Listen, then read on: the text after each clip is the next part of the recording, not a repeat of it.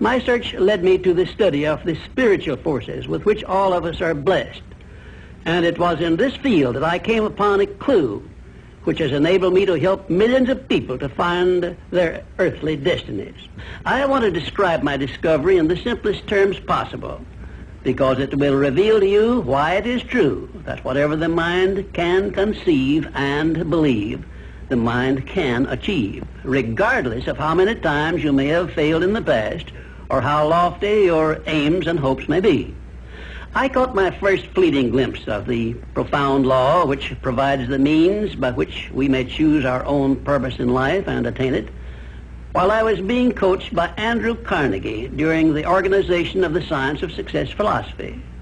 I had just finished telling Mr. Carnegie that I feared he had chosen the wrong person to give the world the first practical philosophy of personal success because of my youth, my lack of education, and my lack of finances. Well, at this point, Mr. Carnegie delivered a lecture that I shall never forget because it changed my entire life and paved the way for my helping to change the lives of millions of people, some of them not yet born. Let me call your attention to a great power which is under your control, said Mr. Carnegie, a power which is greater than poverty, greater than the lack of education, greater than all of your fears and superstitions combined. It is the power to take possession of your own mind and direct it to whatever ends you may desire.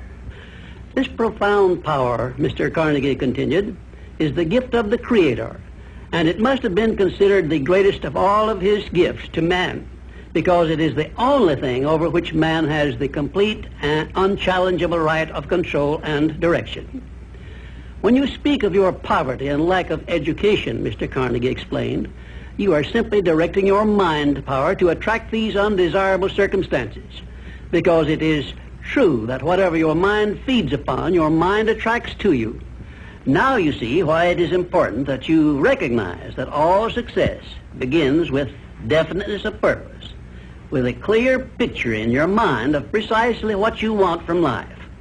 Then Mr. Carnegie continued his speech with a description of a great universal truth which made such an impact upon my mind that I began then and there to give myself a new outlook on life and set up for myself a goal so far above my previous achievements that it shocked my friends and relatives when they heard about it. Everyone, said Mr. Carnegie, comes to the earth plane blessed with the privilege of controlling his mind power and directing it to whatever ends he may choose. But, he continued, everyone brings over with him at birth the equivalent of 2 sealed envelopes, one of which is clearly labeled, the riches you may enjoy if you take possession of your own mind and direct it to ends of your own choice. And the other is labeled, the penalties you must pay if you neglect to take possession of your mind and direct it. And now let me reveal to you, said Mr. Carnegie, the contents of those 2 sealed envelopes. In the one labeled riches is this list of blessings. 1, sound health. 2, peace of mind. 3, a labor of love of your own choice. 4, freedom from fear and worry. 5, a positive mental attitude. 6, material riches of your own choice and quantity. In the sealed envelope labeled penalties, Mr. Carnegie continued, is this list of the prices one must pay for neglecting to take possession of his own mind. 1, ill health. 2, fear and worry. 3, indecision and doubt. 4, frustration and discouragement throughout life. 5, poverty and want. 6, and a whole flock of evils consisting of envy, greed, jealousy, anger, hatred, and superstition. Now, my mission in life is to help you and everyone who needs my help to open up and use the contents of the sealed envelope labeled riches. And the starting point from which you must take off if you wish to write your own ticket from here on out for the remainder of your life, I will describe for you in these simple instructions. 1, procure a neat pocket-sized a notebook, or something on the order of this one here, loose leaf affair. And on page 1, write down a clear description of your major desire in life, the one circumstance or position or thing which you will be willing to accept as your idea of success. And remember before you begin writing that your only limitations are those which you set up in your own mind or permit others to set up for you. And 2, on page 2 of your notebook, write down a clear statement of precisely what you intend to give in return for that which you desire from life.